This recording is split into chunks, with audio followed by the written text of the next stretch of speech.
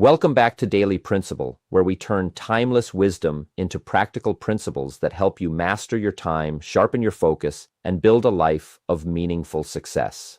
Most people think success comes from working longer, sleeping less, and staying busy all day. But what if the real advantage is knowing how to make 1 hour produce what used to take 8? Your time is limited, but your skills can multiply what you accomplish. Today, you'll discover how to stop letting your day control you and start making every hour count.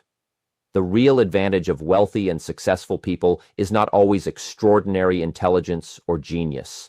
One of the biggest advantages comes from knowing how to manage the most valuable resource they have: time. Once you have developed a skill, taken it to the marketplace, and started creating value for others, the next challenge is learning how to use your time, energy, knowledge, and resources wisely. That is a lifelong challenge. You gather knowledge, experience, strength, money, relationships, and skills, but what really matters is how intelligently you use them. Time is one of those resources, and there are several different ways you can approach managing it. The first approach is to recognize that you are ultimately responsible for deciding how you want to spend your life. Listen to advice. Learn from people who have already gained experience. Let others show you possibilities you may never have considered. But never hand over the responsibility for designing your life to somebody else. People will tell you what success is supposed to look like. They may say you need a certain income, a particular career, an expensive house, or a prestigious position. But there is no universal definition of success. Real success is making consistent progress toward the goals that matter to you. If your dream is to build a huge business, pursue it. If you want a quieter life with more time for your family, that can be success too. If someone wants to leave the corporate world and live simply in a cabin and that genuinely fulfills their goals, I would still consider that person successful. You have to take advice and filter it through your own values, priorities, and circumstances. Be willing to learn from the group, but don't become a copy of the group. Choose your own ambitions. Decide how much work you are willing to give, how much freedom you want, and what you are willing to sacrifice.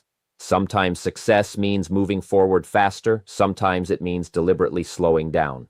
A person may work extremely hard to become an owner or executive, only to discover that the position demands twice the effort while providing less freedom. There is nothing wrong with stepping back if the price is too high. Always remember to count the cost before pursuing something. Every major goal requires a price, and that price may involve money, energy, time, health, relationships, or family. You have to decide whether the reward is worth what you are giving up to achieve it. Another approach is simply to work longer and harder. If you're barely working, becoming more disciplined and increasing your effort can absolutely change your results. But there is a limit. I once became so determined to change my circumstances that I pushed myself far beyond what was healthy. I kept adding more hours, thinking that if 12 hours weren't enough, 14 would be. And if 14 weren't enough, 16 would solve the problem.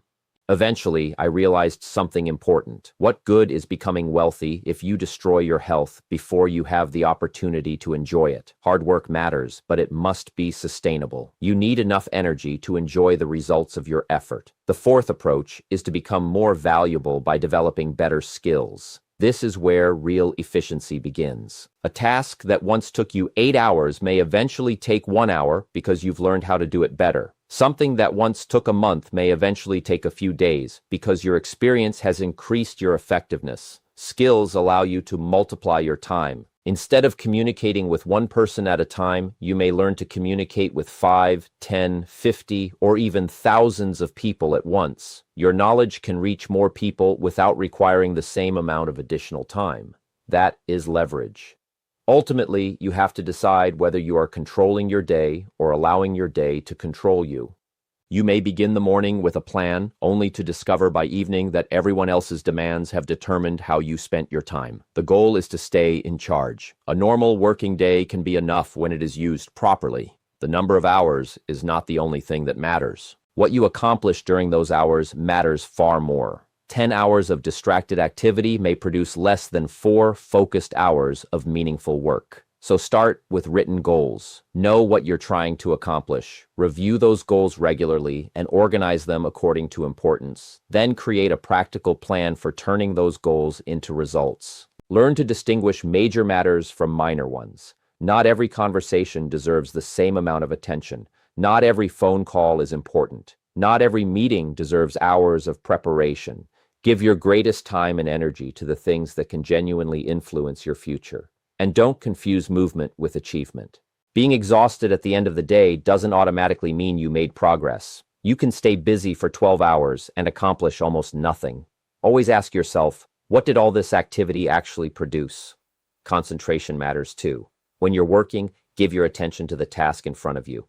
Distraction breaks momentum, weakens your thinking, and steals time that you can never recover. Learn to say no.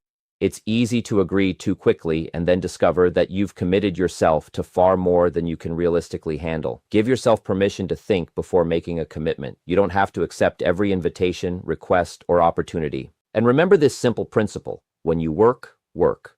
When you rest, rest. Don't allow your mind to constantly jump between the two. Give each part of your life its proper place. Finally, study yourself. Identify what you're naturally good at, what drains your energy, and where your weaknesses slow you down. Strengthen the abilities that create the greatest results. For the things you're not good at, either improve those skills or find a way to have them handled by someone who can do them better. Time management is ultimately not about squeezing more activity into every minute. It is about becoming wiser with the minutes you already have. Design your own life. Choose your priorities. Count the cost. Build valuable skills. Protect your health and relationships. And above all, make sure you are spending your limited time on the things that genuinely matter to you. That first year, I became so determined to change my circumstances that I temporarily lost sight of common sense. And there is a place for working harder and working longer. If you're barely putting in any effort, then increasing your hours and raising your level of commitment can make a tremendous difference. Sometimes you simply need to work harder. But there is another, even more powerful way to increase your results. Become better at what you do. The goal is to make yourself more capable, more useful, and more valuable to the work you're doing. Develop skills that allow you to accomplish in 1 hour what previously required 8. Learn how to complete in a day what once consumed an entire week. That's where efficiency begins. The more useful skills you develop, the more your productivity can rise without requiring you to constantly add more hours. You stop struggling with every task and start handling things with greater confidence and speed. Communication is a perfect example. If you can effectively reach one person, that's useful. But if you learn how to communicate the same valuable idea with 5 people, your impact multiplies. Then 10, then 20. Eventually, you may be able to share your knowledge with hundreds or even thousands of people at once. That creates tremendous leverage. Speaking individually may allow you to understand someone's situation more deeply and tailor your message specifically to them. A group setting may not offer that same level of personal attention. But one conversation can influence many people simultaneously, and those people can take what they learned and create results far beyond the original conversation. That's the power of developing skills. Your ability expands, and your time begins producing a much greater return. You also have to ask yourself an important question. Are you managing your day, or has your day started managing you? You may begin your morning believing you're in control. Then the phone starts ringing, messages arrive, unexpected problems appear, people need your attention, and suddenly you're spending the entire day reacting to circumstances. The objective is to remain in control of your time. I've also learned that a normal working day can provide plenty of time when that time is used properly. 8, 10, or 12 focused hours can accomplish a tremendous amount. You don't automatically need to work 16 or 18 hours every day. The important thing isn't simply how many hours you give to your work. It's what you actually put into those hours. Long hours without focus, useful skills, or meaningful results can produce very little. On the other hand, focused effort combined with experience and efficiency can create extraordinary results in much less time. There are a few principles that make time management much easier. First, have your goals written down. Don't leave your ambitions floating around in your head. Put them on paper. Then review them regularly. Remind yourself where you're going and determine which goals deserve the greatest attention. Next, Establish priorities. Not everything deserves equal time. You need to know what matters most, what matters less, and what doesn't deserve your attention at all. Then create a plan for reaching those goals. A worthwhile goal without a practical plan can remain nothing more than an idea. Whether you're building a business, developing an organization, improving your career, or creating a better personal life, you need a clear path from where you are to where you want to be. Another essential skill is learning to distinguish important matters from minor ones. Not every conversation deserves an hour. Not every phone call deserves immediate attention. Not every meeting has the potential to change your future. Ask yourself, how important is this really? If something is casual and insignificant, don't give it the same mental energy you would give something that could have a major effect on your future. But when an issue truly matters, give it the time, concentration, and preparation it deserves. And never confuse being busy with making progress. It's easy to spend 12 hours moving from one task to another, come home exhausted, and assume you had a productive day. But exhaustion isn't proof of achievement.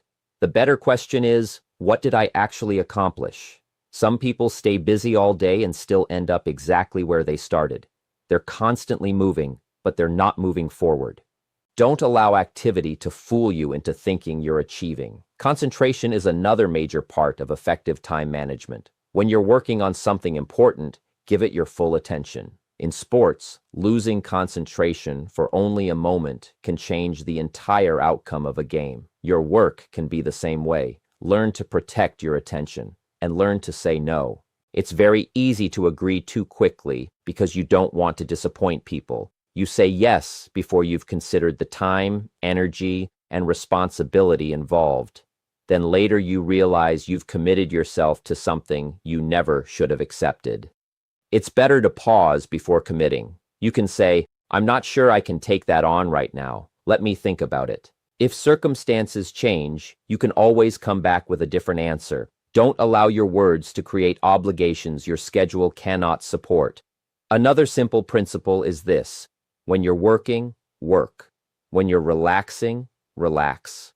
Don't bring entertainment into your work, and don't spend your workday mentally escaping into your leisure time.